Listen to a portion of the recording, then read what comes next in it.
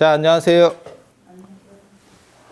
오늘은 집안에 이제 불상이나 이런 보살상이나 이런 분들을 좀 모시면 어떠냐, 어떤 분이 그런 걸 물어보셔가지고 그와 관련된 이야기들을 해드릴 생각입니다.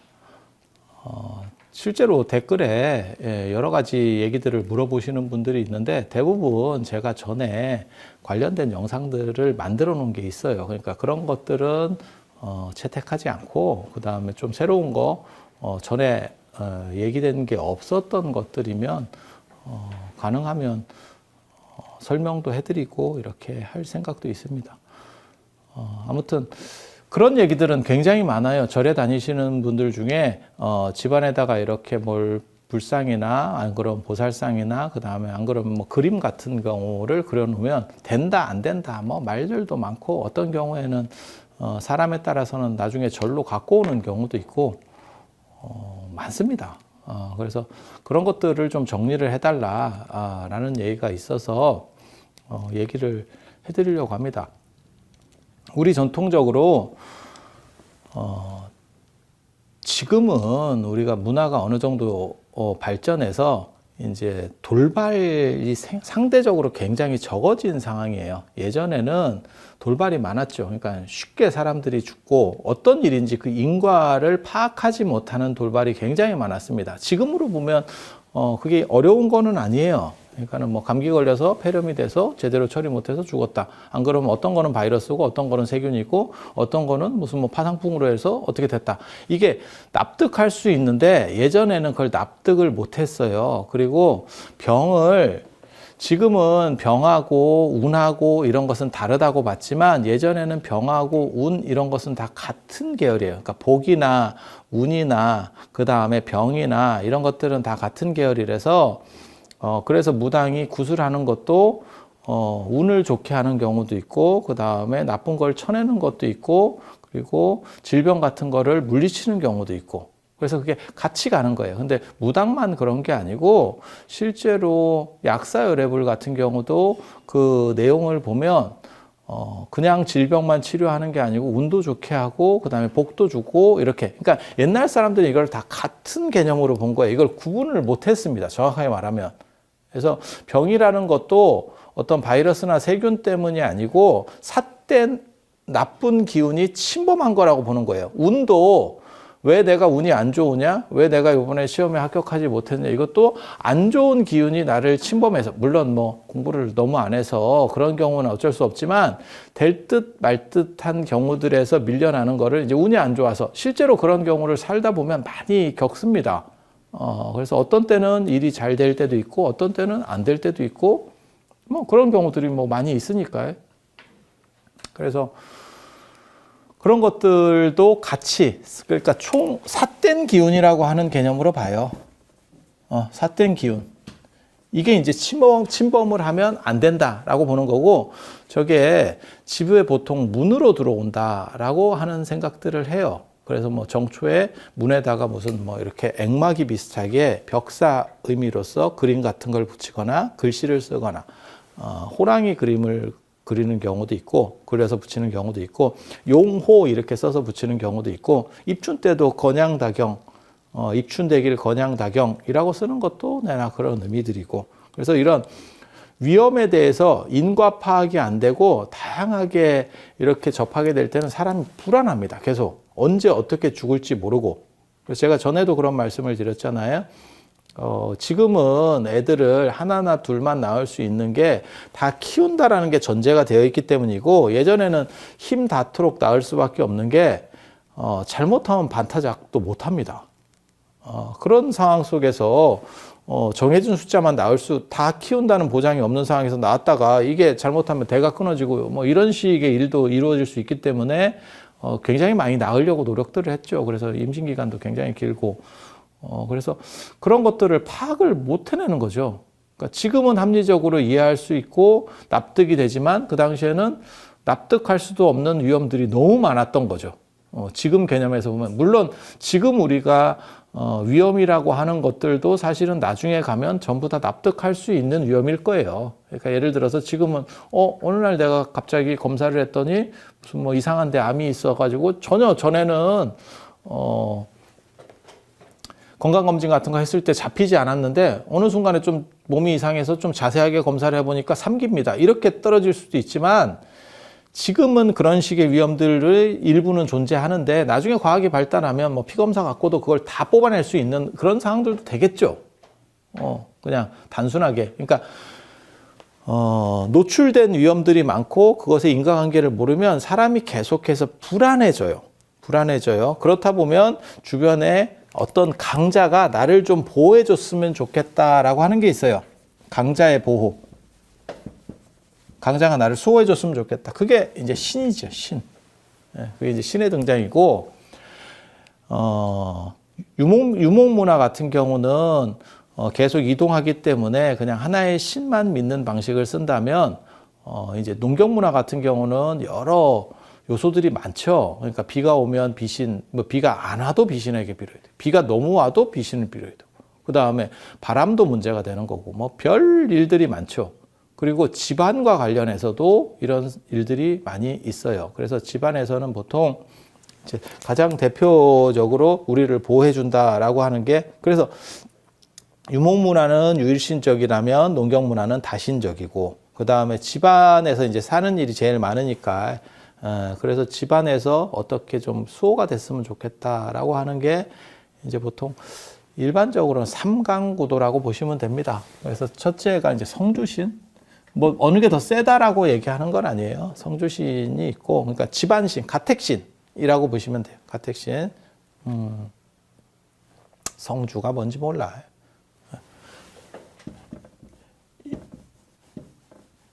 이렇게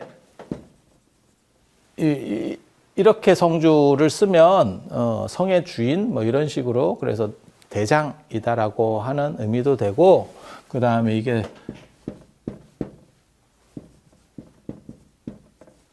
성조가 바뀌었다, 집안을 잘 이렇게 건사한다라고 하는 의미다라고 하는 설도 있어요. 그러니까 성주가 어떤 발음인지는 정확하게 잘 몰라요. 어떤 의미인지는. 그런데 둘 다 한자가 있는 걸로 봐서는 중국 쪽에 영향을 받았는갑다. 대충 그 정도를 추정해 볼 수 있어요. 그래서 집안을 지키는 집안의 총관리자라고 하면 이해를 하면 되고, 그 다음에 성주 말고 그 다음에 측간신이 있어요. 그러니까 화장실.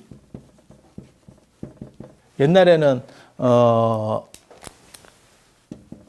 측간신 이래 갖고 저 화장실을 측간이라고 했었잖아요. 측간. 그래서 화장실신.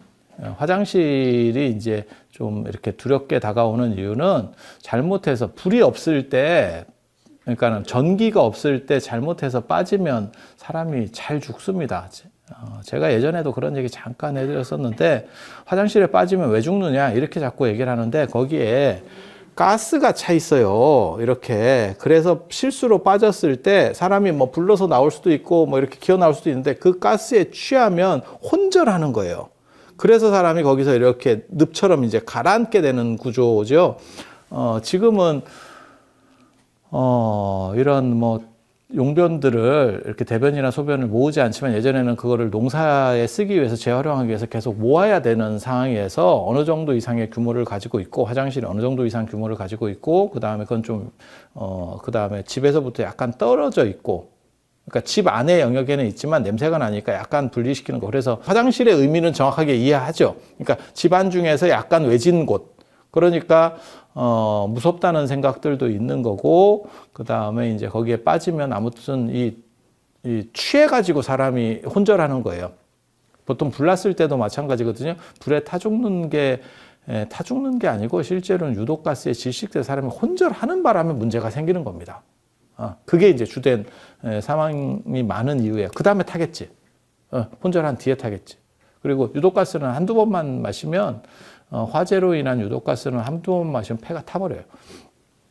그리고 화장실 안에서도 그게 보통 일이 아니겠죠. 그냥 딱 생각을 해봐도. 그러면 이제 쓱 가라앉으면서 죽게 되는 거죠. 그래서 나중에 이제 어디로 애가 실종됐는지도 모르는 상황에서 사람이 죽게 되면 화장실을 걷어내서 이제 저 비료로 쓰려고 할 때 해골 같은 게 나오는 거죠. 그게 이제 달걀 귀신의 원형이라니까요. 하얗죠. 달걀 귀신이 나오는 거죠, 진짜. 그래서 한두 번 빠져서 사람이 죽을 수도 있고, 어린애들이 죽거나 뭐 이렇게 될 수도 있고, 그런 상황에서, 이제 문제가 생기면, 화장실을 옮기느냐. 그게 아니고 그냥 거기를 그냥 또 쓸 수밖에 없죠. 우리도 마찬가지죠. 집에서 예전에 뭐 연탄가스 뭐 사고가 난다거나 이러면 그 방을 안 쓰느냐. 그냥 또 씁니다. 어려운 시절에는 또 그렇게 하는 거예요.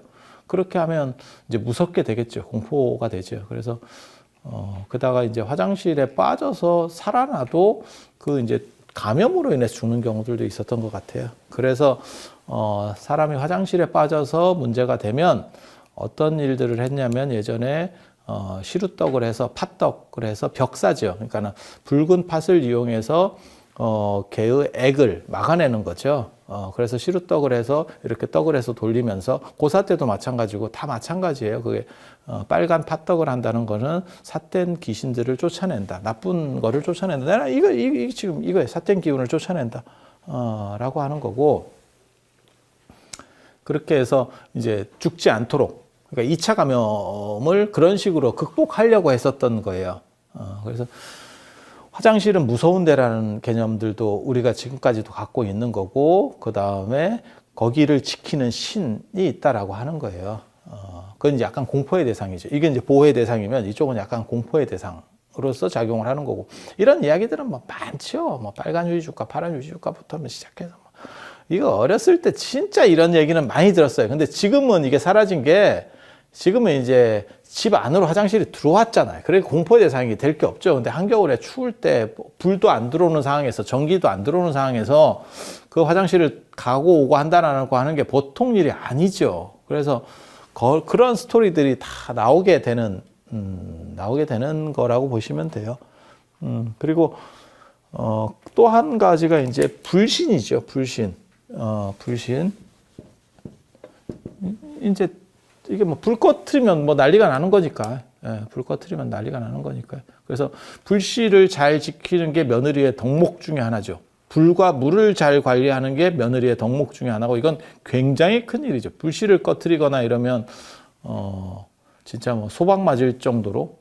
그래서 불이라고 하는 게 확 일어나서 집안을 살린다라고 하는 것도 있지만 그런 개념도 있어요. 그래서 지금은 그렇지 않지만 예전에 개업하고 이러면 성냥 같은 거를 이제 이렇게 선물로 했었고 그게 불처럼 일어나라고 하는 거고 그 다음에 나중에는 하이타이 나왔을 때는 거품 이렇게 일어나라 그래서 하이타이. 근데 요즘은 이제 거품 일어나는 건 안 좋은 거다 이렇게 해서 거품 안 일어나라는 세제를 또 쓰니까 요즘은 세제를 선물하면 잘 안 될 것 같고 그다음 화장지는 뭐 일이 잘 풀려라 뭐 이렇게 이런 별로 쓸모없는 얘기들 같은 거. 근데 불은 약간 달라요. 그게 삿된 것도 쫓고 일어난다라고 하는 이종 구조입니다. 그러니까 뭐 휴지처럼 잘 풀려라. 안 그러면 뭐 세제로 잘 거품처럼 잘 일어나라. 그거는 그냥 단순히 갖다 붙이는 상징성인 거고 우리가 돼지 저금통 만드는 거하고 똑같은 거죠. 그게 돼지가 돈이라고 하는 발음이 있으니까 그래서 돼지 저금통을 쓰고 그 다음에 고사 지낼 때도 돈 들어오라고 해서 돼지 머리를 놓고 고사상에 놓고 뭐 이렇게 하는 그건 그냥 말장난들이라고 보시면 돼요. 그런 말장난류는 뭐 종류가 많습니다. 제가 그래서 그런 얘기도 해드렸잖아요. 예전에 박쥐 같은 경우가 한자로 복이라고 쓰기 때문에 편복 이렇게 쓰거든요. 그래서 복이라고 쓰니까 박쥐 날아가는 모습으로 해서 날아서 들어온다. 복이 들어온다. 그래서 박쥐 문양 같은 것들을 많이 그렸다. 예전에는. 그래서 돼지도 그렇고 박쥐도 그렇고 이런 것들은 그냥 말장난들입니다. 이런 말장난이 지금까지 내려오는 게 이제 휴지, 그 다음에 세제 뭐 이런 거라고 보시면 되고 불이라고 하는 거는 그렇게 쫙 일어난다라고 하는 의미도 있고 이건 벽사예요. 이건 아까 시루떡 얘기하듯이 이거 모든 삿된 것들을 다 쫓아내는 불로써 어떻게 보면 이건 맞는 거죠. 왜냐하면 인류가 불을 발견함으로 인해서 모든 외부의 우리보다 강력한 짐승들로부터 보호받게 되는 거거든요. 보호받게 되는 거거든요. 그래서 이 불이 있고, 그 다음에 이 불은 예전에는 함부로 꺼트리면 이게 뭐 집안에서 얻으러 가야 되고, 옆집으로 얻으러 가야 되고, 이건 굉장한 수치로 여겼었죠. 그리고 그게 단순히 수치만 아니고 집안에 불이 꺼졌다라고 하는 게 뭐냐면, 불편하다의 의미가 아니고 그 집안이 망했다라고 하는 상징성도 있어요. 그래서 그게 이제 대로 하면서 어른들 같으면 난리가 나는 거예요. 며느리가 불을 꺼먹었다 이러면 그 집은 진짜 잘못하면 소박까지도 당하는, 무슨 말이 되냐라고 할지 모르지만, 아니 사실이에요, 사실. 그 당시 사람들은 그렇게 생각한 거예요. 그리고 불을 관리를 조금만 잘못하면, 초가집일 경우에는 한 마을 전체가 탑니다. 이거는 뭐 초가에서는 지붕에서 지붕으로 막 날아다니는 거예요, 불이. 그래서 한 마을이 다 타기 때문에 이거는 최대한 경계를 해야 되고, 그래서 부뚜막 신앙이라고 하는 게 있고, 그 부뚜막이 아궁리죠. 아궁리는 인도에서 아그니. 인도의 불의 신이 아그니예요. 히랍 신화에서 불을 갖다 주는 사람은 프로메테우스라고 하면, 인도 불의 신을 아그니라고 합니다. 그래서 그 인도 신적인 요소가 들어와서 아궁리까지. 이거는 지금 거의 중국식이라고 보면 되고, 이건 중국식 개념이 들어왔겠다라고 추정을 해볼 수가 있고, 한자가 너무 뚜렷하게 있기 때문에 이쪽은 인도 겁니다. 인도 겁니다. 그리고 인도 같은 경우도 집을 지키는, 이게 이제 3명의 집을 지키는 어떻게 보면 가장 강력한 신들이라고 보면 돼요. 그리고 인도도 집을 지키는 신의 구조가 있어요. 근데 인도에는 불신이라고 하는 게 별게 없고, 우리하고 달라요. 우리는 취사열을 난방열로 쓰기 때문에, 취사 때 발생하는 열을 다시 난방으로, 추운 기울에서 그렇게 쓰기 때문에 부엌이 집 안으로 들어오고, 그 다음에 일반 집의 방보다 한 단위 낮고, 그래서 열이 올라가는 구조로 이렇게 만들어 있어요. 그래서 부엌댁이라든지 뭐 부엌에서 밥을 먹는다든지 이러면 굉장히 천하게 여기는 겁니다. 한 단위 낮기 때문에. 그런데 인도는 더운 지역이기 때문에 집안에 불 이런 열기가 차면 안 돼요. 그래서 마당에서 화덕같이 놓고 쓰는 문화가 있어요. 그러한 공간을, 그러니까는 집이 있으면 집 안에 부엌이 있는 게 아니고 집 밖에 마당의 한쪽 구석에 있는 거고, 그걸 정지라고 합니다. 깨끗한 땅, 그건 잘 관리해야 된다. 라고 하는 정도의 의미로, 그래서 열을 밖에서 취사를 하면서 날리는 구조예요. 집 안으로 못 들어오게. 이게 이제 집이면. 우리식하고는 좀 반대죠. 그래서 이 불신에 대한 위상이 낮아요. 낮고, 인도는 뭐 어떤 신이 최고로 이제 집안을 잘 다스린다라고 하면, 이제 집안에서 제일 중요한 신이라고 얘기를 하면, 문지방 신입니다. 그래서 문턱을 밟지 말라. 문의 그 중앙, 문턱이 뭔지 아시죠? 요즘은 문지방 신도 없어. 이유가 뭐냐면, 청소기 돌리고 이럴 때 편하려고 문지방 자체가, 아파트, 요즘 만드는 아파트 보면 그냥 막 다 이렇게 밀고 댕기고 이렇게 하는 거죠. 그런데 문지방, 거기에 이제 신이 산다라고 하는 거죠. 그래서 그게 이제 인도식 전통이고, 인도의 성주신은 거기 사는 거예요. 인도의 성주신은 거기 사는 거예요. 그렇다 보니까 그 문화가 불교를 타고 우리나라에 들어와서, 이 아궁리 들어오듯이 이렇게 들어와서 지금까지 남아있는 게, 문지방을 밟으면 재수가 없다. 아니면 문지방을 밟으면 복이 달아난다. 라고 하는 게 여기서 나오는 문화 구조라고 보시면 돼요. 그러니까 불교적인 사고로 들어오긴 들어왔지만, 이것은 정착했고 그것은 정착을 못한 겁니다. 그건 정확하게 정착을 못한 거예요. 정확하게 정착 못한 거는 이러한 신들이 있었기 때문에. 특히 불신이 나중에 이제 또 뭐 올라가서 옥황상제한테 뭐 꼬바른다 뭐 이런 얘기도 있어요. 그게 또 경신일 날 뭐 꼬바른다 그래서 경신일에는 날을 세고 뭐 이런 풍습들도 예전에 있었습니다. 철야하는 풍습이 있었어요. 경신일은 뭐냐면, 우리가 이 달력에 보면 달력에 간지들이 쭉 쓰여 있어요. 그 중에서 경신일이라고 하는 이 경신날에 이 부뚜막신이 올라가서, 하늘에 올라가서 옥황상제한테 꼬바른대요. 참고로 말씀드리면 옥황상제는 송나라 때 나오는 하느님 이름이에요. 그 전에는 제천 이렇게 썼었고, 옥황상제 우리가 듣는 그거는 송나라 때부터 나오는 구조거든요. 그래서 그런 정도 생각하시면 되고, 이 외에도 또 있습니다. 농경사회에는 워낙 다신적인 조건이기 때문에 또 있습니다. 그게 뭐냐면 신성시 여기는 곳이 장독대. 장독대는 보통 집의 북쪽에 위치하는 경우들이 있습니다. 정북은 아니고 북쪽에서 한쪽으로 치우친 정도에서 위치합니다. 제 말이 뭐 100% 맞아요. 제 말이 100% 맞아요. 그래서 그 장독대를 이렇게 잘 모시고 장독대에 치성드리고 이런 것들이 있습니다. 그거는 장 쪽에서 문제가, 우리는 농경문화이기 때문에, 농경문화고 이게 추운 기후때라서 저장 음식을 쓸 수밖에 없거든요. 그래서 겨울에 장에 문제가 생기면 겨울을 나기가 굉장히 어렵습니다. 겨울을 나기가 어려워요. 그래서 장독대를 신성하게 여기고, 예전에는 어른들 같은 경우는 아침에 일어나서 장독을 다 이렇게 닦는 것도 있었어요. 굳이 불필요할 것 같은 거를 계속 이렇게 닦아요. 뺀질뺀질하게 하는. 이 솥도 진짜 예전 어른들 보면 거의 기름 바른 듯이 뺀질뺀질하게 닦아요. 아니, 맞다니까요. 제 말이 다 맞다니까요. 장독도 그렇게 닦았었어요. 그래서 장독에 대한 신성함이라고 하는 게 있어요. 그거는 사실 장에 대한 신성함이에요. 그러니까 장독에 대한 신성함이 아니고, 장이 있는 곳, 그러니까는 이 장독들이 있는 이 장독대 쪽에 이것들이 이제 상하게 되면 안 되는 거죠. 그래서 이거를 최대한 잘 관리하는 게 주부의 임무 중에 하나고, 그래서 여기를 아예 신성한 공간으로 이 장독대를 만들어 버리는 거예요. 그래서 여기가 신성하다라고 생각하니까 나중에 여기서 치성을 드리는 경우도 있고, 하지만 장독대에 치성 드리는 건 별게 안 됩니다. 가놓고 얘기하면 그거는 별로 안 맞는 거고, 원래 치성, 이렇게 물 떠놓고 치성 드리고 이런 거 있었잖아요. 뭐 정한수 떠놓고 이렇게 치성. 그거는 남쪽이나 동쪽을 보고 해야 돼요. 원래는 남쪽이나 동쪽. 그거는 방위숭배입니다. 남쪽은 이제 남향이라고 하는 게 뭘 의미하는 거냐면 양명한 기운, 양명한 기운. 왜 이 장독대 보고 하면 안 되냐면, 이거는 북향을 보고 해야 돼요. 북향을 보고 하는 것은 그거는 이런 숭배 구조에서는 올바르지 않습니다.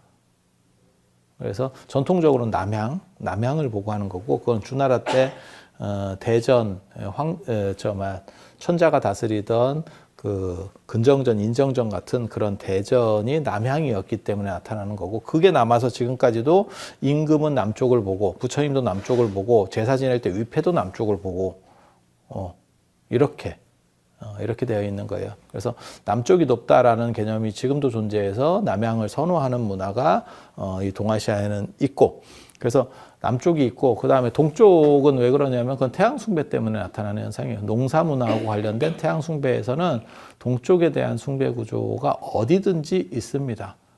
그래서 요 세 개를 필두로 해서 장독대도 있고, 그 다음에 남쪽도 있고, 동쪽도 있고, 이게 뭐 복잡해요. 굉장히 많아요. 굉장히 많아요. 그런데 여기를 자세히 들여다보면 성주라고 아예 대청마루 위에다가 이렇게 뭔가를 모셔놓는 경우들도 있었어요. 예전에는 유형적으로 그냥 단순히 우리 집을 지키는 어떤 수호자야라는 걸 넘어서 어떤 형상적으로 해놓는 경우도 있었어요. 측간에는 그런 건 없었던 것 같고, 아궁리는 그 소치 어떻게 보면 그걸 상징을 합니다. 그래서 예전에 아궁리 뭐 엄청 열심히 닦는 그런 구조들이 있었고, 장독대 같은 경우는 아예 뭐 개별적으로 금줄들을 또 다 치죠. 한 번 더 작업들을 하죠. 그래서 전체를 금줄로 치는 경우도 있고, 개별 금줄도 치고, 이렇게 장독 주변에다가 솔까지 하고 숯하고 고추를 넣어서 이제 금줄들을 치죠. 그 금줄이라고 하는 건 뭐냐면, 솔까지는 빼쭉해서 삿된 것들이 들어가다가 찔린다라고 생각하는 거고, 찔린다라고 생각하는 거고, 수채는 그 안에 불이 들었다고 생각하는 거고, 고추나 이런 것들은 빨간 게 이제 불이나 태양을 상징해서 나쁜 것들을 쫓는다라고 생각하는 거고, 그래서 그 일환으로 간장 같은 데다는 안에도 넣고 밖에도 하고, 버선을 붙이는 경우도 있는데 버선은 뒤집어서 붙이고, 그거는 오지 말고 나가라라고 하는 뜻입니다. 가라. 접근 금지. 예, 버선이라고 하는 거를 그냥 정방향으로 놓는 게 아니고 뒤집어서 놔요. 그건 가라는 뜻입니다. 정방향으로 놓으면 오라는 뜻이고. 그러니까 삿된 것들이 일로 들어오지 말고 통과해라. 라고 하는 의미예요. 그리고 이 전체 금줄을 붙이는 경우도 있습니다. 이 장독대 전체 금줄. 붙이는 경우도 있어요. 그래서 함부로 이게 못 들어오게 어떤 결계를 치는 거죠. 결계를. 그래서 이중으로 저렇게. 그래서 이런 문화들이 있는데 불교가 들어오면 어떤 식의 일들이 일어나냐면 이것들을 통합해서 더 강력한 부처님이나 보살님이 여기를 지킨다라고 하는 개념이 존재하는 거죠. 실제로 그런 중간 과도기나 이런 것들을 이해할 수 있는 게 처용 생각하시면 돼요. 처용 그림을 집에다가 붙여놓고 역병이 못 들어오게 한다. 그건 이제 문 앞에다가 벽사의미로다가 붙이는 거거든요. 그래서 어떤 강력한 것들이 못 들어오게 우리 집을 막아주는 어떤 수호신 같은 역할을 하는 거예요. 사찰 안에도 뭐 그런 게 많이 있습니다. 금강역사도 있고 그 다음에 사천왕도 있고 뭐 이런 존재들이 사실은 그런 역할들을 하는 거예요. 그래서 부처님을 중심으로 이거를 재편하는 구조가 있죠. 그러니까 중국 사람들을 보면 중국 식당에 가면 이제 입구 쪽에 문을 열면 두 분이 거의 모셔져 있어요. 한 분은 포대화상. 배 이렇게 나와가지고, 이렇게 막 오뚜기 같이 생겨서 배가 이렇게 크게 나온 이런 포대화상. 뭐 송나라 때 개차 스님이 이렇게 상징적으로 바뀌었다라고 얘기하는데 뭐 미륵보살의 화신이다라고 얘기하고 실제로는 복신입니다. 복신. 돈하고 복. 이 중국 사람들이 돈 좋아하거든요. 굉장히 물질적이기 때문에 돈을 좋아해요. 그리고 이제 저렇게 포대화상을 모시는 집이 있는가 하면 더 많이 모시고 있는 일반, 지금 우리나라에서도 마찬가지예요. 뭐 중식당이나 이런 데 가보면 관우죠. 관우는 돈하고 수호라는 의미입니다. 관우는 세기 때문에 이 집을 수호한다라고 하는 의미, 그 다음에 관우가 재물신이에요. 관우랑 돈이랑 뭔 관계가 있습니까? 라고 하는데, 관우가 보통 이제 억울하게 죽고, 그 다음에 그 강력한 사람이 억울하게 죽었을 때 중국이나 우리나라에서 신이 되는 경우들이 많이 있어요. 신으로 그걸 수용을 해주거든요. 그러니까 우리 시기에서 가장 대표적인 그런 인물을 치면 최영입니다. 최영 같은 사람들. 그렇게 하는데, 관우는 억울하고 의롭고, 그 다음에 세고라고 하는 특성을 갖췄기 때문에 신으로 나중에 이제 변모가 되는데, 그때 상단들, 그러니까는 상업하는 사람들, 대상무역하는 사람들이 관우를 수호신으로 여겼어요. 그래서 나쁜 것들이 우리 상단을 습격하지 못하도록. 그 과정에서 습격을 안 받으니까 돈을 많이 벌게 되고, 많이 벌게 되니까 그게 돈신으로 연결되는 거예요. 그래서 관우가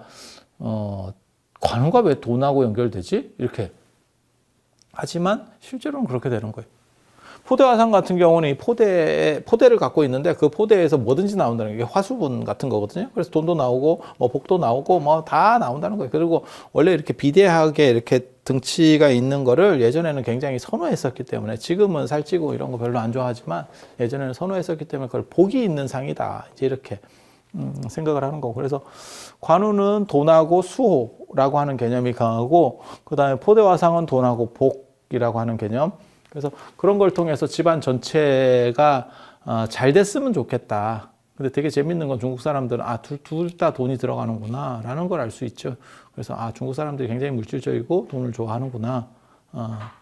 그래서 그런 얘기 있잖아요. 우리는 조금 형편이 어려워도 밖에 치장하는 문화에 신경을 쓰고, 그러니까 집이 없어도 차가 있는 사람도 있고, 뭐 이런 식으로, 그러니까 뭐 그게 올바르다, 틀리다를 얘기하는 게 아니고, 그런 식으로 약간 보이는 문화가 있고, 중국 사람들 같은 경우는 밖에 드러내는 건 별 볼 일이 없고 그냥 다 짱 받고 있는 거죠. 그러니까 서로 문화 구조가 다르죠. 그래서 우리는 약간 성리학적 문화가 있어서 허례허식이라고 하는 그런 측면들이 있고, 어떻게 보일 것이냐에 대한 부분이 굉장히 강력하고, 중국 사람들 같은 경우는 돈을 많이 뺏겨요. 우리도 많이 뺏겼지만.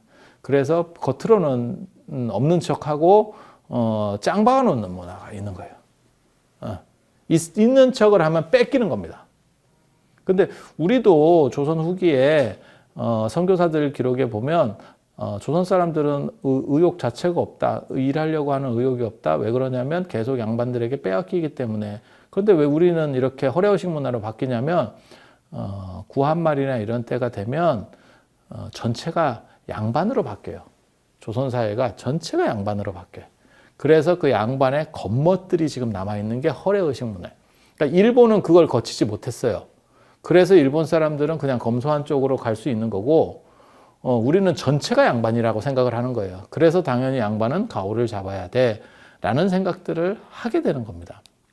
제가 얘기했잖아요. 길거리 싸우면서도 이 양반아 저 양반아 하는 시절이 된 거니까.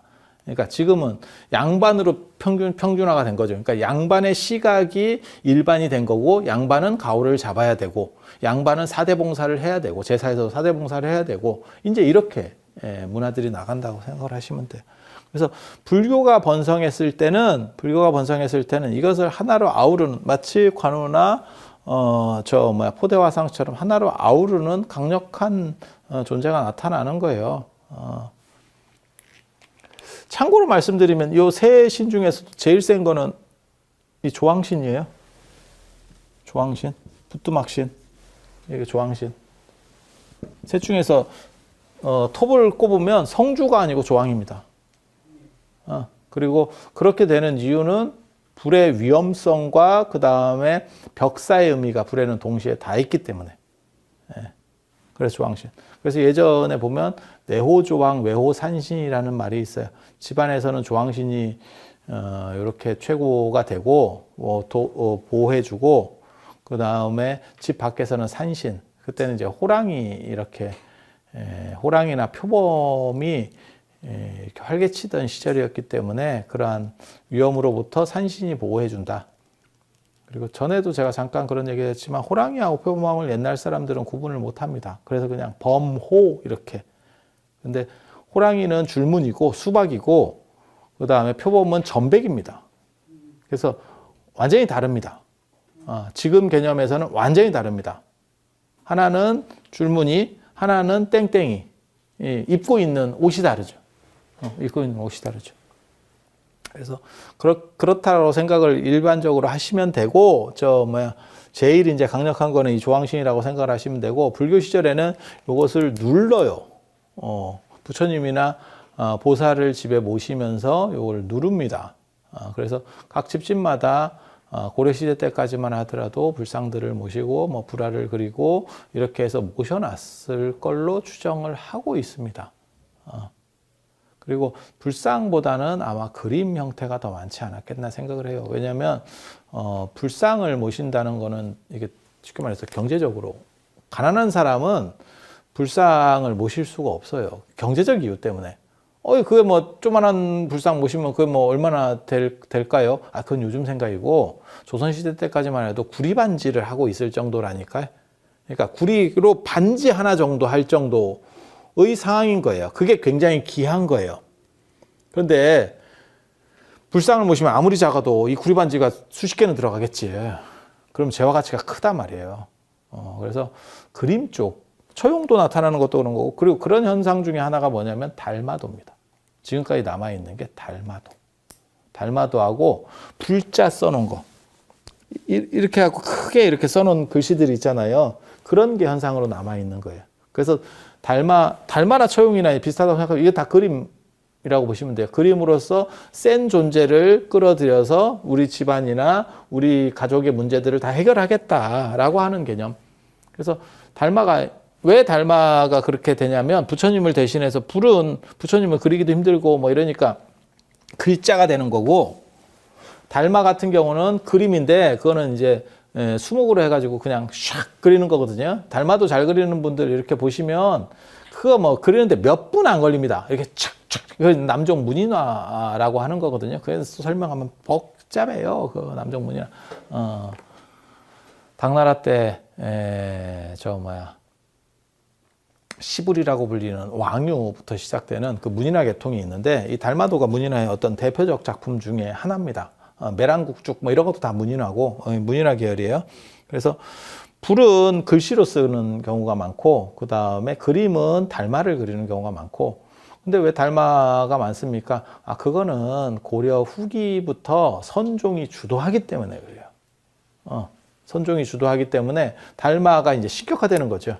마치 사명당이 임진왜란 때 어떤 활약을 하면서 조선 후기에 이르면 사명당이 어떤 막 이렇게 신통 부리고 뭐 이런 얘기들이 많이 나오거든요. 그런 것처럼 달마가 이제 대표적으로 저렇게 뭐라 할까 신격화되면서 그래서 지금까지도 남아 있는 게 저는 처형하고도 어느 정도 합쳐졌을 거라는 생각을 합니다. 사실은 처형하고도 스팟됐을 거라고 생각을 해요.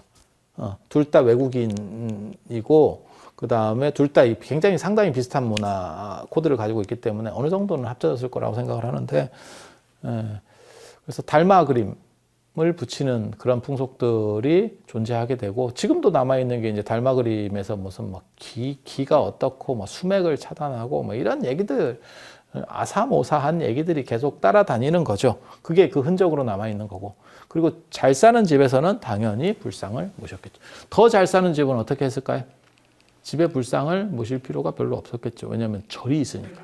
원찰이라 그래서 내 절이 있는 거예요. 내가 가지고 있는 절을 하나 운영한다니까. 그러니까 아주 잘 사는 집은, 그러니까 뭐라고 생각하시면 되냐면 집에 제실 뭐 하나 모신다고 생각을 하시면 돼요. 그런 집은 제실이 있는데 내가 집안에다가 위패를 모실 필요가 없죠. 이해가 되시죠? 그리고 너무 가난하면 그림으로 대체할 수밖에 없고. 그래서 중간층에서 이렇게 이제 집안을 수호하는 작은 불단들을 만들었을 걸로 추정을 합니다. 그래서 그거가 남아있는 유풍이 뭐냐면 성주를 세존단지라고 예전에 쌀 같은 걸 넣고 세존단지라고 해서 집 위에다가 모시는 풍습이 있어요. 그 이름이 세존단지예요. 세존이 이제 부처님이라는 뜻이거든요. 그래서 불교 시절에는 왜 쌀이냐면 그게 생명, 그 다음에 자손의 번창, 그 다음에 풍요를 상징하는 거예요. 이제 안간쌀, 정확하게 말하면 안간쌀을 쓰는 거예요. 그래야 생명이라는 개념이 있어요. 그리고 그러한 유풍을 어디서도 볼 수 있냐면 부처님 저 복장 같은 거 할 때도 다 원래는 다 안간쌀을 쓰는 거예요. 그래서 그 생명력을 귀하게 여기는 겁니다. 그래서 생명을 이제 생생지덕이라고 하는 거거든요. 그 생명의 기운, 그 다음에 자손의 번식, 그 다음에 풍요. 이렇게 농사라고 하는 건 그렇게 몇 개가 들어가면 쫙 늘어나는 거니까. 그렇게 해서 쌀 같은 거를 모시고 이렇게 했었던. 그리고 이와 비슷한 신앙으로 뭐가 있냐면 노젓가리에다가 이거 제사 지내고 이렇게 약간 치성 드리고 이런 것도 있었어요. 예전에. 지금 달치 태우기 하는 것 같은 데다가 이렇게 치성을 드리는 문화도 있었다니까. 그러니까 집단 같은 걸 이렇게 쫙 쌓아놓은 이렇게 탑처럼 쌓아놓은 데다가 그런 거 못 봤어요? 못 봤으면 말어. 지금 잘 들어봐.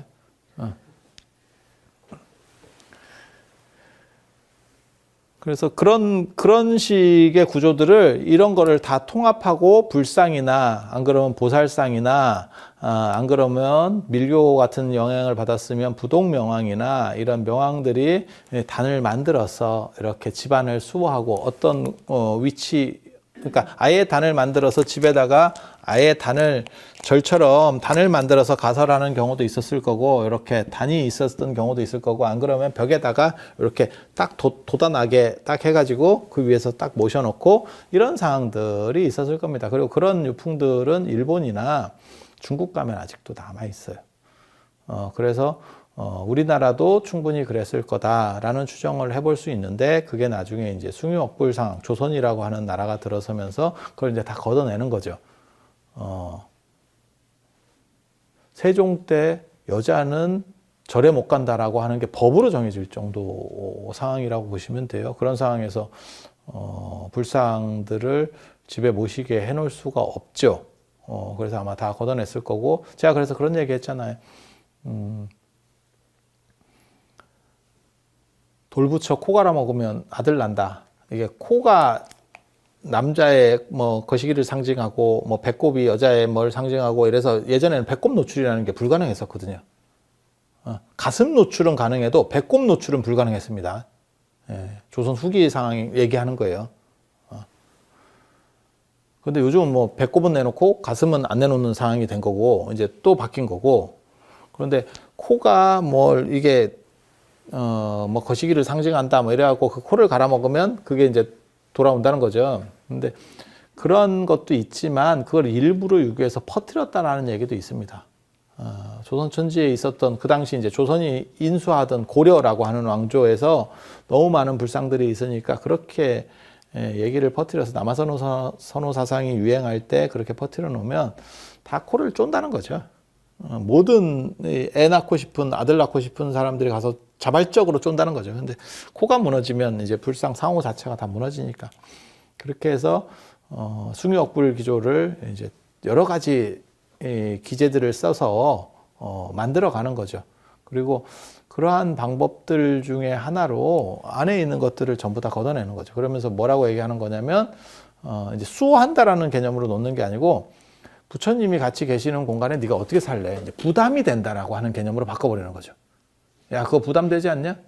야, 네가 너네 내오감만 사는 공간에 예를 들어서 너네 부모님만 오셔도 굉장히 부담될 건데 부처님이 거기서 네가 계속 보고 있으면 그게 보통 일이겠냐? 이렇게 하면 그 말도 또 맞거든. 또 들어보면 세상에 죄안 짓고 사는 사람이 어디 있겠고 그 다음에 무슨 모든 24시간을 올바르게 사는 사람이 어디 있겠어요? 그러니까 수호가 문제냐? 수호가 먼저냐? 나를 지켜준다라고 하는 개념이 먼저냐? 부담이 먼저냐로 작용하는 거예요. 여기서 이쪽이 이기게 되면서 불상들이 싹 철거가 되는 거죠.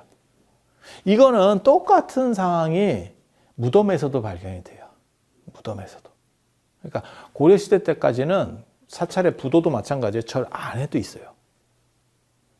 그 다음에 신라시대 때 경주의 왕릉들 보면 다 도시 안에 있거든요. 그건 뭐냐면 수호라는 의미를 먼저 주는 겁니다. 그러니까 여러분도 생각해 보세요. 아버님이나 어머니가 돌아가셨어. 그런데 그거를 집안에다가 모시는 분도 저는 봤거든요. 이렇게 구슬같이 만들어서 집안에서 모시는, 그건 이제 수호의 의미를 굉장히 그 사람은 크게 보는 거죠. 근데 그분은 수호의 의미일지 몰라도 다른 사람이 잘 관계성이 없는 사람이 가면 무섭죠. 그렇지 않을까요? 그렇게 되는 거예요. 그래서 이게 수호냐 부담이냐 둘 중에 어떤 선택을 할래? 라고 했을 때 무덤도 조선시대 때는 다 밖으로 나갑니다. 무덤이 밖으로 나갑니다. 명당 어쩌고 저쩌고 하면서 전부 안 보이는 쪽으로, 집에서 안 보이는 쪽에 모두 무덤을 써요. 조선시대 무덤은. 제주도 빼놓고. 제주도는 뭐 환경상 어려웠던 것 같고 이 내륙은 다 마찬가지죠. 그래서 거기서도, 그러니까 무덤에서도 부담이 승리하고, 그래서 이게 없어지게 되는 거고, 그렇다 보니까 지금 뭐 무덤 잊어버리는 사람들도 굉장히 많죠. 산에다가 써놓고 못 찾아. 지금 뭐. 그리고 불상도 부담 쪽으로 가면서 집 밖으로 다 나가게 되는 거죠. 자발적으로 수거가 되는 거죠. 수거가 되는. 그런 상황이 발생했다고 보시면 돼요. 그런데 수호의 의미라는 걸 생각하면 이것과는 또 반대가 됩니다. 그리고 여러분들은 어떻게 생각하실지 모르겠지만 실제로 집안 옆에 무덤을 쓰는 경우도 있고 일부 태평양 쪽의 섬들에서는 어떤 것도 있냐면 부모님 무덤에서 그 나중에 해골이나 이런 거를 집에 모시는 경우도 있어요. 근데 내가 잘못해도 봐줄 수 있는 게 그래도 지켜주는 게 부모지. 내가 잘못했다고 그거를 타박하는 게 부모겠어? 이렇게 생각하면 수호의 의미가 또 강해져. 이거는 선택이에요. 그런데 불교 시대에는 수호의 의미가 강했고 유교 시대에는 부담의 의미가 강한 거예요. 부담의 의미가 강한 거예요. 그리고 그 사람들이 자발적으로 그것을 토해내게 하기 위해서는 존경하는 대상을 어떻게 집안에 함부로 모실 수 있어? 라고 설득을 한 거죠. 그래서 전부 없어지는 거고, 오늘날 같은 경우는 사실은 지금은 이제 상황들이 바뀌었고, 그 다음에 예전같이 한 공간 안에 불상도 모시고 자기도 해야 되고 가족이 막 오골오골 이렇게 사는 그런 시절이 아니잖아요, 지금은. 그러니까는 뭐 예를 들어서 거실에다가 거실이 예전으로 말하면 대청마루입니다. 마루는 으뜸이다라는 뜻이고, 그래서 거기가 가장 신령한 공간이거든요. 신령한 공간. 그래서 마루 같은 데다가 집에 들어오면 문을 열면 마루가 먼저 특별한 집 아니면 나오니까, 그래서 마루 같은 데 부처님을 모셔놓고, 그 다음에 삶의 공간은 자기가 뭐 부엌이나 안 그러면 식당하고 부엌하고 붙어 있으니까 지금은 이렇게 하고, 그 다음에 방 안에서 거처를 하면 제가 보기에는 큰 아무 문제가 없는 구조예요. 아무 문제가 없는 구조예요. 그래서 저 같은 경우는 뭐 이렇게 불상을 모시는 것도 권장을 하는 사람이고, 그게 뭐 저만을 했냐 안 했냐 또 뭐 이렇게 얘기하는데 그 관계 없습니다. 그걸 보면서 내가 두 가지가 있어요. 하나는 부처님이 나의 가피를 준다라고 하는 의미도 있고, 내가 보면서 조심하는 의미도 있어요. 오늘 아침에 선생님이, 저 아는 선생님이 저한테 뭐 어떤 얘기를 하시면서 조심해서 뭘 하시라고 이러더라고. 근데 그 비유를 뭘로 들었냐면, 나 그 비유 처음 들었거든. 얼음에 박 밀듯이 하래. 야, 나 희한한 표현 들었네. 바가지 할 때 박을 얼음에다가 민다라는 거예요. 얼음 위에서. 얼음도 미끄럽고 박도 미끄럽거든. 그거 조금만 하면, 아니, 생각을 해보면 되게 웃겨. 야, 이게 홀라당 할 것 같은데 그러면서 깨지겠지. 그렇게 안 하려면 조심조심 하라는 거예요. 어떻게 보면 경의 사상이, 공경한다라고 하는 그 경의 사상이, 경의 사상. 그래서 거실이나 이런 데 부처님이나 안 그러면 뭐 보살이나 이런 상들을 모셔놓고, 안 그러면 그게 그러면 뭐 금강저라도 이렇게 하나 모셔놓고 보면 내가 스스로 조심하는 문제도 있다니까. 그러니까 두 가지 효과가 있는 거예요. 그 가피라고 하는 그쪽에서 오는 효과도 있고, 내가 스스로 조심하는 것도 있고. 예를 들면 여러분도 그렇게 써놓은 집들 제가 봤는데, 우리 집이 그래요. 저희 어머니가 그렇게 써놨더라고요. 가스레인지 그 위에 뭐 불조심 이렇게 써놨더라고요.